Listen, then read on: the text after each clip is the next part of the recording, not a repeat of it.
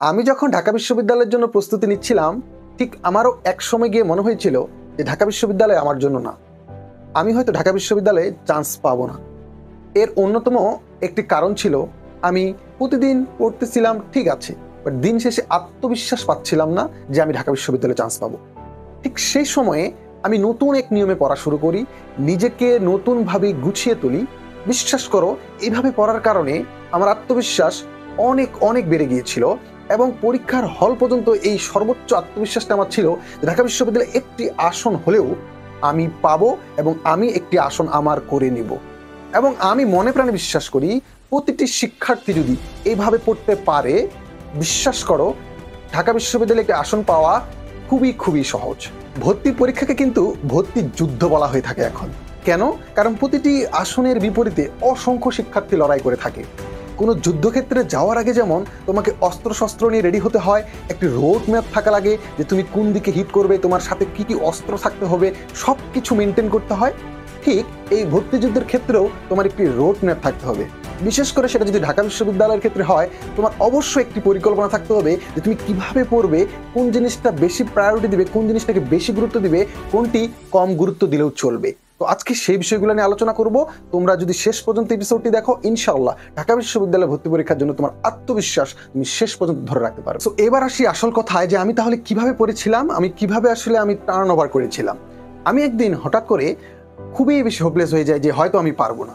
তো আমি একদিন পদার্থ বিজ্ঞানের যে একটি চ্যাপ্টার রয়েছে, পদার্থের গাঠনিক ধর্ম, সেই চ্যাপ্টারটি বের করে আমার মনে হয়েছিল যে দেখি তো ঢাকা বিশ্ববিদ্যালয় এখান থেকে কিভাবে কোশ্চেনগুলো করেছে। বিশ্বাস করো, আমি আস্তে আস্তে লেখা শুরু করি।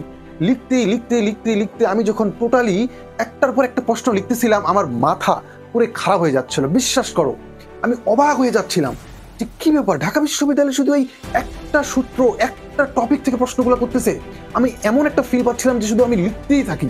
বিশ্বাস করে এরকম করতে করতে করতে করতে করতে আমি যখন একবারে 2000 সাল পর্যন্ত চলে গেলাম, আমি জাস্ট একটা টপিকে খুঁজে পেলাম, সেটি হচ্ছে ইয়াংকের গুণাঙ্ক।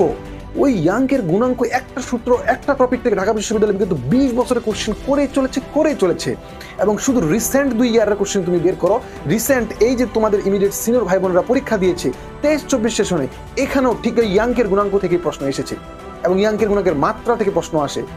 এইভাবে যখন আমি করা শুরু করলাম, আমি পুরো আমার ধারণাই চেঞ্জ হয়ে গেল যে না, আমি এতদিন ধরে অনেক আননেসেসারি জিনিস পড়ছি যেগুলো ঢাকা বিশ্ববিদ্যালয়ের জন্য প্রয়োজন নেই।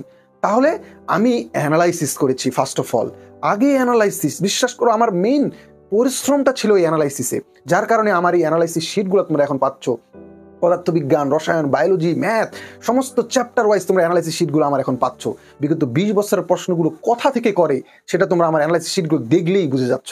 যারা অলরেডি আমার এই অ্যানালাইসিস শিটগুলো সংগ্রহ করেছো, তোমরা এখন জানো এই পদার্থের গাঠনিক ধর্মের মতো তোমরা এখন প্রত্যেকটি চ্যাপ্টার থেকে জানো, হ্যাঁ এই অধ্যায়ের ঠিক আছে 3টা টপিকের বাইরে ঢাবি বিগত 20 বছরের কোশ্চেন করেনি, করবেও না। যদি করে সেটা বাদ, সেটা আমি আনসার দিব না। আমার চান্স পেতে গেলে 60% মার্কস হলে ইনাফ। আর এইভাবে অ্যানালাইসিস করলে বিশ্বাস করো 60% মার্কস তুমি চোখ বন্ধ করেই পাবে, অনায়াসে পাবে।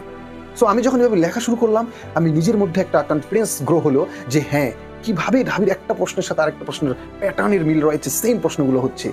কয়েকটি জিনিস আমি ধরতে পারি এভাবে লেখার পরে, যে হ্যাঁ ঢাকা বিশ্ববিদ্যালয়ে প্রশ্ন যে রিপিট করে, 2 ঢাকা বিশ্ববিদ্যালয়ে একটা প্রশ্নের সাথে আরেকটা প্রশ্নের যে টপিক এত মিল, বারবার একই প্রশ্ন করে, 3 আমার সময় অনেক বেঁচে যায়। প্রতিবারই একটা চ্যাপ্টার পড়ার আগে আমি আগে অ্যানালাইসিস করি যে কি প্রশ্ন আসে, দেন আমি জাস্ট ওই টপিকের থিওরিটা পড়ে রাখি। এভাবে যদি তুমি শেষ করতে পারো, বিশ্বাস করো 60% মার্কস তোমার হাতের মুঠোয় চলে আসবে, তুমি একটি আসন অনায়াসে নিশ্চিত করতে পারবে। সো আমার অ্যানালাইসিসগুলো শিটগুলো যারা সংগ্রহ করেছো, তোমরা অনেক বেশি এগিয়ে রয়েছো। তোমাদের যে আত্মবিশ্বাস, তোমাদের 60% যে একটা বেস দরকার, সেটা তোমরা পেয়ে গিয়েছো। তো ডেসক্রিপশন বক্সে সব কিছু দেওয়া আছে, তোমরা এই চাইলে দেখে নিতে পারো ডেমো শিটগুলো, অথবা হোয়াটসঅ্যাপে নক দিয়ে সেগুলো কিন্তু সংগ্রহ করে নিতে পারো। স্পেশাল ছাড়ে ফিজিক্স, কেমিস্ট্রি, ম্যাথ, বায়োলজি, শুধু বিগত বছর এমসিকিউ অ্যানালাইসিস না, written analysis plus written suggestion একসাথে প্যাকেজ আকারে তোমরা কিন্তু পেয়ে যাচ্ছ। তো এখন চলতেছে স্পেশাল ছাড়ে, অসংখ্য শিক্ষার্থী প্রতিদিন সংগ্রহ করতেছে, কারণ এখন ছাড় চলতেছে। আশা করি তোমরাও সংগ্রহ করে নিবে। আরেকটি গুরুত্বপূর্ণ অধ্যায় নিয়ে যদি আমি কথা বলি, সেটা হচ্ছে জৈব রসায়ন। অনেকে ভয়ে জৈব রসায়ন টাচ করতে চায় না। এত বড় বড় বিক্রিয়া, এত বড় অধ্যায় আমি কোন জিনিসগুলো পড়বো? বিশ্বাস করো, তুমি আমার অ্যানালাইসিস শিটটা যারা সংগ্রহ করেছো বা যারা দেখেছো, আমার প্রত্যেকটি ভিডিও কিন্তু অ্যানালাইসিস মূলক। প্রত্যেকটি চ্যাপ্টার শুধুমাত্র ঢাকা বিশ্ববিদ্যালয় নিয়ে কাজ করি। প্রত্যেকটি চ্যাপ্টার থেকে ঢাকা বিশ্ববিদ্যালয় বিগত 20 বছরে কিভাবে কোশ্চেন করেছে, প্রত্যেকটা কোশ্চেনের সাথে প্রত্যেকটা কোশ্চেন কিভাবে কানেক্টেড, আমি জাস্ট অ্যানালাইসিস করি, প্রমাণ করে দেখিয়ে দিই যে দেখো অ্যানালাইসিস করলে তুমি কিভাবে ম্যাক্সিমাম প্রশ্ন কমন পাবে এবং 60% কোশ্চেন তুমি অনায়াসে তোমার করে নিয়ে তুমি ঢাকা বিশ্ববিদ্যালয়ে চান্স পাবে। জৈব রসায়ন নিয়ে যদি কথা বলি, জৈব রসায়নের প্রশ্নগুলো আমি যখন অ্যানালাইসিস করতেছিলাম, লিখতেছিলাম, বা তুমি যখন লিখতে বসবে, বিশ্বাস করা দেখবে যে মাত্র 3 থেকে 4টি টপিক পড়লেই তুমি জৈব রসায়নের লিখিত সহ অনায়াসে প্রশ্নগুলো কমন পাবে। এখন আমি এগুলো কি আমি জোর করে বলতেছি তুমি আমার জৈব রসায়নের এপিসোডগুলো দেখে আসো, আমি প্রমাণ সহ এবং বিগত 2 বছরে এবং এর আগের বছরে যারা পরীক্ষা দিয়েছে যে জৈব রসায়ন থেকে 2টি প্রশ্ন এসেছে, 2টি প্রশ্নই কপি করে পেস্ট করা বিগত বছরের এবং আমার অ্যানালাইসিস শিটগুলো থেকে জাস্ট কপি করছে আর পেস্ট করছে। তুমি যখন বিগত বছরের প্রশ্নগুলো লিখবে দেখবে ম্যাক্সিমাম প্রশ্ন প্রথম যে টপিকটি তোমার উঠে আসবে শনাক্তকরণ যে বিক্রিয়াগুলো রয়েছে, যে অ্যালকোহল, অ্যালডিহাইড, ফেলিং টেস্ট যে রয়েছে, লুকাস বিকারক, এখান থেকে ম্যাক্সিমাম যে নিচের কোনটি টলেন্ট বিকারকে অংশগ্রহণ করে, নিচের কোনটি ফেলিং বিকারক, নিচের কোনটি তাৎক্ষণিক বিক্রিয়া দেয় টলেন্ট বিকারকের সাথে, এই লুকাস বিকারকের সাথে, এই ধরনের প্রশ্নগুলো ম্যাক্সিমাম করেছি। এটা টপিক 1-এ আমি রেখেছি। তার মানে আমি আগে অ্যানালাইসিস করেছি যে কোনটা আমি বেশি পড়বো। এবং তুমি রিটেনগুলো দেখো, এই শনাক্তকরণ পরীক্ষাগুলো থেকে রিটেন বেশি বেশি দিচ্ছে। কারণ কি, ঢাকা বিশ্ববিদ্যালয়ে যে টপিকটা গুরুত্ব দেয় সেটাই বারবার দেয়। বুঝতে পেরেছো? অসংখ্য প্রমাণ রয়েছে আমার। ঢাকা বিশ্ববিদ্যালয়ের যে রিটেনগুলো দিচ্ছে অ্যাপ্লিকেশন টাইপগুলো থেকে, যেমন বায়োলজির ক্ষেত্রে তোমরা দেখো শনাক্তকরণ বৈশিষ্ট্যগুলো দিচ্ছে, পার্থক্য দিচ্ছে, সাইন্টিফিক নেমগুলো দিচ্ছে। এগুলো কারণ কি? এগুলোর স্পেসিফিক আনসার রয়েছে এবং এগুলো অ্যাপ্লিকেশন টাইপ। এগুলো নিয়ে প্রত্যেকটা রিটেন কেন দেয়, কীভাবে দেয়, আমার গবেষণা রয়েছে। তোমরা আমার ভিডিওগুলো দেখতে পারো, ডেসক্রিপশন বক্সে দেওয়া আছে লিঙ্ক, অথবা আমার প্লে লিস্টে আছে, তোমরা প্রত্যেকটা ভিডিও দেখে নিতে পারো। সো এইভাবে তোমরা যদি অ্যানালাইসিস করো দেখবে প্রত্যেকটি চ্যাপ্টার, তুমি যদি ম্যাথের ক্ষেত্রে বাইর করো, ইন্টিগ্রেশনের ক্ষেত্রে মাত্র 4টা টপিক, বিশ্বাস করো আমার অ্যানালাইসিস শিটের টপিকটা দেওয়া আছে। প্রথম যে টপিকটা ক্ষেত্রফল রিলেটেড বের করা, যে ইন্টিগ্রেশনের মাধ্যমে সব থেকে বেশি কোশ্চিন করে এই ক্ষেত্রফল রিলেটেড। তুমি আগের বছরের টপিকটা বের করো, আগের বছরের প্রশ্নগুলো বের করো, সব থেকে রিসেন্ট 2 বছরের প্রশ্ন বের করো, এখান থেকে প্রশ্নগুলো দিয়েছি। তুমি কৌনিক্স বের করো, এর আগের বছরে যে প্রশ্নটা দিয়েছে 23-24 জনে, টোটালি আমার অ্যানালাইসিস শিটে কপি করে পেস্ট করা। এবং একটাই কোশ্চিন বারবার থেকে কৌনিক্সে আসে, সেটা হচ্ছে কি পরাবৃত্তের কেন্দ্র, পরাবৃত্তের কেন্দ্র, পরাবৃত্তের কেন্দ্র, অথবা উপকেন্দ্রের স্থানাঙ্ক, উপকেন্দ্রের স্থানাঙ্ক। এক্স্যাক্টলি এটা কেন আমি বলে দিতে পারতেছি এখানে, জাস্ট ফর অ্যানালাইসিস।